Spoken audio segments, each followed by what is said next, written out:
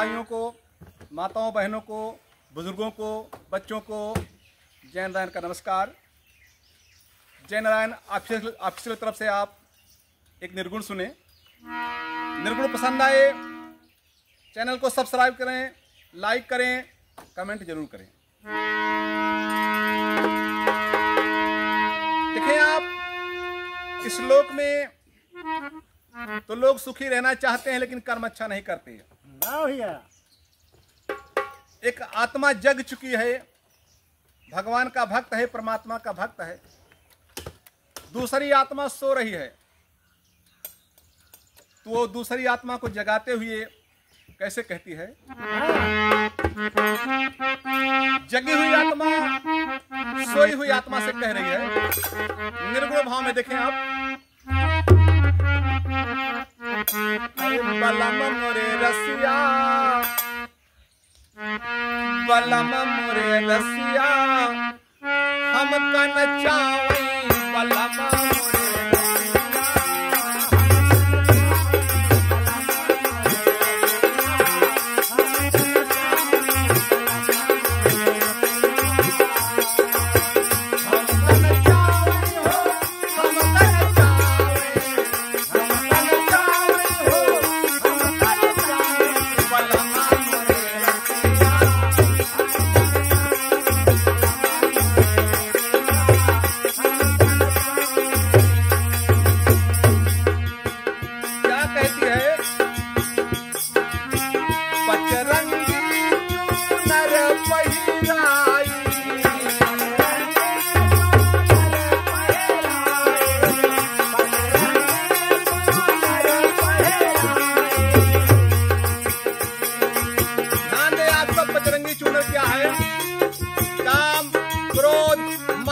मकसद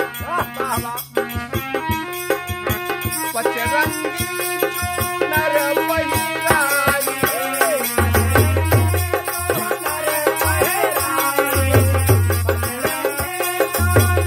तीन राग से गीत गवावई बलमा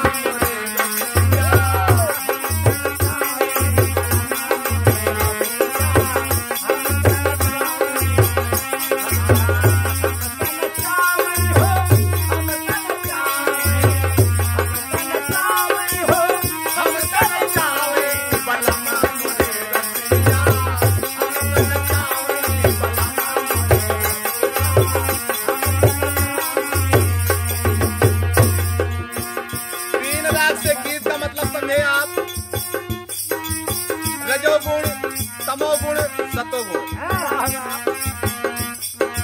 अगली कली में देखें भजन की आप निर्गुण भाव में। घुंघरू चाल मधुर ध्वनि बाजे,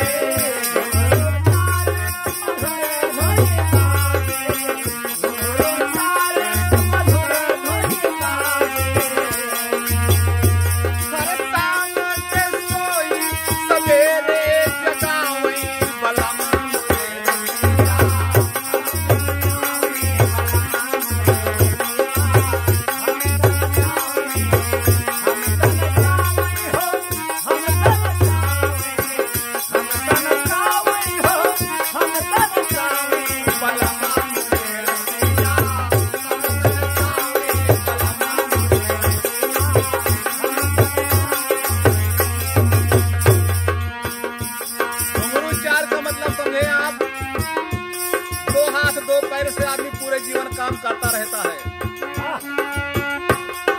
शाम को सो जाता है, सुबह उठता है, रोज काम करता है, मर जाता है। प्रभु का नाम लेकर कोई कोई स्वर्गलोक जाता है।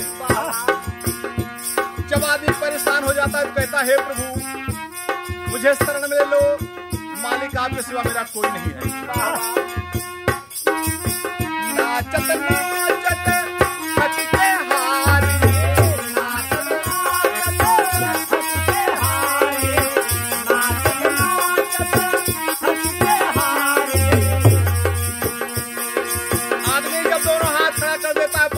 सिवा मेरा कोई नहीं है, तब भगवान सुनते हैं।